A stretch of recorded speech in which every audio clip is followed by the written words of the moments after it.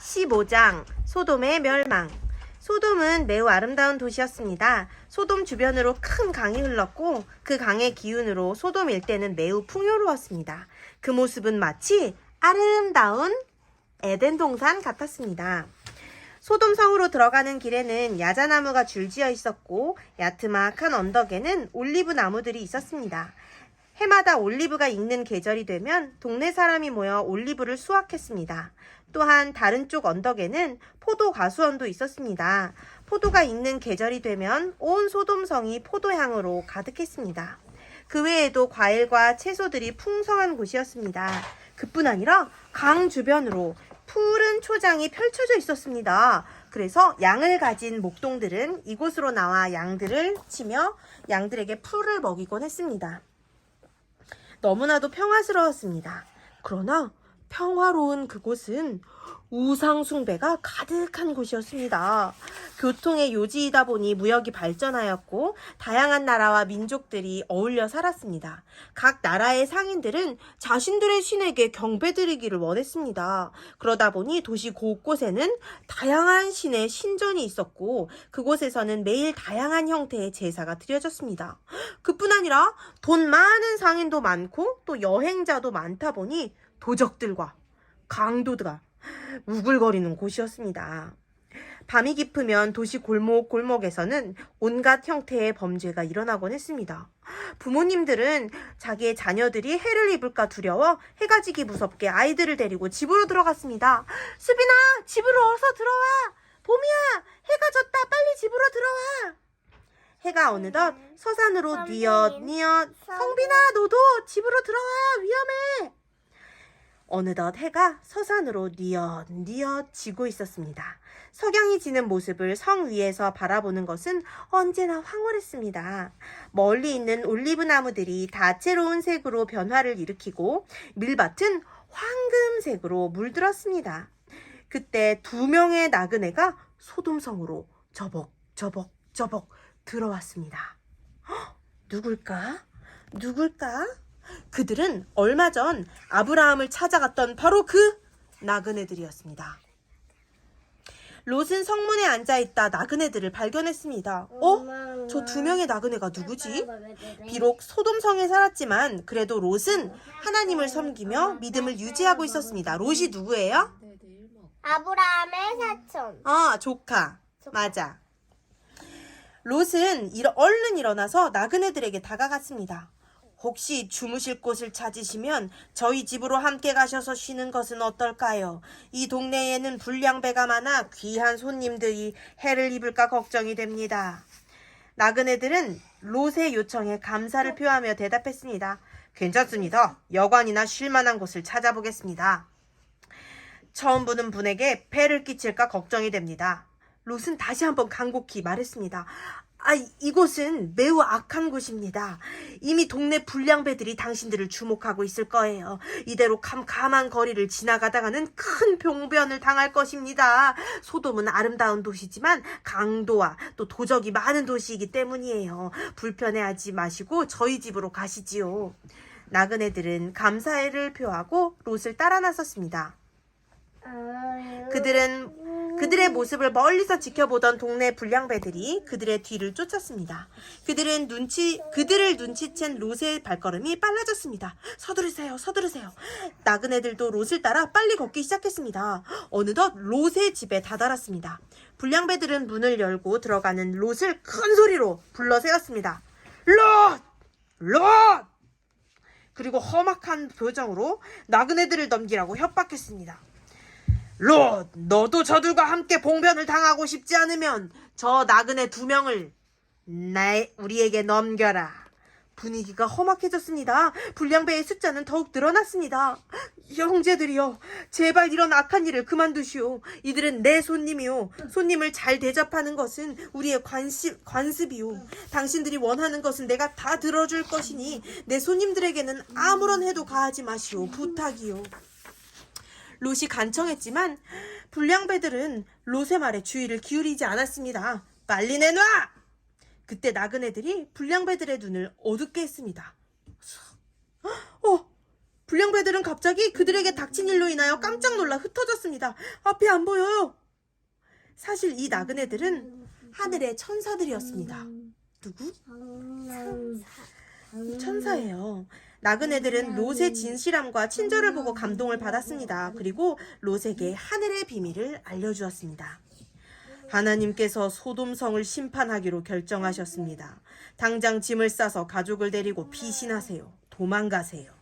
오늘 밤 심판의 불이 하늘에서 내려와 이 소돔성을 불태울 것입니다. 롯은 깜짝 놀랐습니다. 롯은 이 사실을 그의 아내와 두 딸에게 이야기했습니다. 이미 결혼해서 이렇게 따로 살고 있는 다른 자녀들에게도 사람을 보내어 이 사실을 알렸습니다. 그러나 그 다른 가족들은 이 사실을 믿으려고 하지 않았습니다. 롯의 아내는 다른 자녀들을 두고 이 도시를 떠날 수 없다고 단호하게 이야기했습니다. 나는 우리 아이들을 버리고 이 도시를 떠날 수 없어요, 여보. 천사들은 지체하는 롯을 보며 다시 이야기했습니다. 이제 얼마 지나지 않아 심판의 불이 내려올 것입니다. 빨리 떠나셔야 합니다. 그리고 절대 뒤를 돌아보지 마십시오. 하나님의 심판이 뒤를 돌아보는 자에게도 내리게 될 것입니다. 헉! 절대 뭐 하지 말라고? 뒤를 돌아보지 말라고. 뒤를 돌아보면 안 된대요. 롯은 애타는 눈으로 아내와 두 딸을 바라보았습니다. 그리고 서두르라고 일렀습니다. 결국 롯의 아내도 롯을 따라 짐을 싸서 부랴부랴 집을 떠나게 되었습니다. 롯의 가족이 집을 떠난 때는 새벽이었습니다. 캄캄한 새벽. 그러나 소돔성의 사람들은 그 시간까지 술에 취하여 거리를 막 헤매고 있었습니다. 어떤 골목에서는 한 무리의 불량배가 술에 취하여 고래고래 고함을 치며 싸우고 있었습니다. 어느덧 거리를 지나 성문을 나오게 되었습니다. 롯의 마음은 급했습니다. 하늘의 천사들이 곧 하늘에서 불의 심판이 내릴 것이니 최대한 빨리 이곳을 떠나려 했기 때문이었습니다. 그러나 발걸음이 너무나 더뎠습니다. 롯의 아내는 이 도시를 떠나는 것이 못내 너무 아쉬웠습니다. 그의 딸들도 마찬가지였습니다. 왜냐? 소돔성은 어떤 도시였기 때문에? 아름다운 도시. 아름다운 곳이었기 때문에. 아직 멀리 도망가지 못했을 때에 주위가 조금씩 밝아지고 있었습니다. 아직 해는 떠오르지 않았지만 산 너머로 해가 올라오는 것이 분명해 보였습니다. 롯의 마음이 더 급해졌습니다. 바로 그 순간 롯의 아내는 살던 집이 생각나? 어떻게 했을까? 뒤를 돌아봤어. 뒤를 돌아봤어요. 뒤를 돌아본 그 순간 몸이 굳어 소금 기둥이 되었습니다. 롯의 아내는 하나님의 경고를 가볍게 여겨서 결국 하늘의 심판을 받게 됐습니다. 롯과 그의 딸들은 슬퍼할 겨를도 없었습니다. 아직도 피해야 할 곳으로 많이 가야 했기 때문이었습니다. 아직 해가 떠오르지 않았지만 강한 빛이 먼 하늘로부터 소돔성을 향하여 내려가는 것이 보였습니다. 바로 하나님의 심판의 불이었습니다. 멀리서 소돔성이 무너지는 소리가 들렸습니다. 우르르 캉캉 와르르. 롯과 두 딸은 있는 힘껏 달려 소알성이라는 곳에 도착했습니다. 그들은 소알성에 도착했을 때 어느덧 해가 떠올랐습니다. 잘 보이지는 않지만 소돔성 방향으로 큰 연기가 피어오르는 것이 보였습니다. 이제야 롯의 눈에서 눈물이 흘렀습니다. 소돔성이 좋아 하나님의 심판을 무시하고 죽은 그의 자녀들이 생각났습니다. 집을 그리워하면서 뒤를 돌아보다 소금 기둥이 된 그의 아내가 생각이 났습니다. 이제 어떻게 살아야 할지 또 어디로 가야 할지 막막했습니다. 롯과 그의 두 딸은 서로 부둥켜 안고 엉엉 울었습니다. 롯의 가족이 잠깐 소알에 거주하였으나 그곳에 오래 머물지는 못했습니다. 왜냐하면 소알성 역시 소돔성처럼 악한 도시였기 때문입니다. 롯은 이미 악한 도시에서 사는 것이 얼마나 위험한지 잘 알고 있었습니다. 머지않아 이곳도 역시 하나님의 심판이 임할 것 같은 두려운 마음이 들었습니다. 롯은 두 딸과 함께 깊은 산으로 들어갔습니다. 그 깊은 산골, 아무도 알지 못하는 굴 속에서 롯은 두 딸과 도망하여 살았습니다. 오늘은 하나님의 심판이 소돔에 내리는 이야기를 들었어요. 성경에 기록된 안타까운 이야기 중에 하나예요. 아브라함을 떠난 롯은 소돔성에 들어가 살았어요. 아브라함이 그때 좋은 땅을 롯에게 양보했지요. 그래서 좋은 땅에 들어간 롯이 들어간 그 땅이 바로 무슨 성이에요? 소돔성이에요.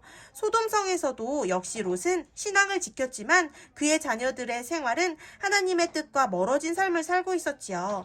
그래서 천사들의 경고를 듣고도 아버지의 요청을 듣고도 롯의 자녀들은 피하기보다는 소돔성에 있기를 원했어요. 결국 그들은 소돔성과 함께 심판의 불을 받고 죽게 되었어요.